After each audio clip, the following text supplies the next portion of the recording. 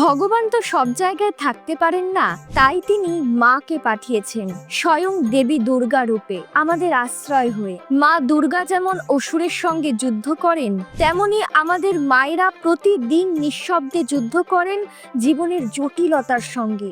সন্তানরা হয়তো বলতে চায় না, কিন্তু মাই বোঝেন তার অশ্রু, তার ভয়, তার না বলা কষ্ট। নিজের সুখ, নিজের স্বপ্ন ত্যাগ করে সন্তানকে আগলে রাখেন মায়েরা। তার ক্লান্তি কেউ দেখে না, তার ত্যাগের হিসাব কেউ রাখে না। মাই তো আমাদের শক্তি, মাই সাহস, মাই আশ্রয়। তাই তো মাকে আমরা বলি জীবন্ত দুর্গা।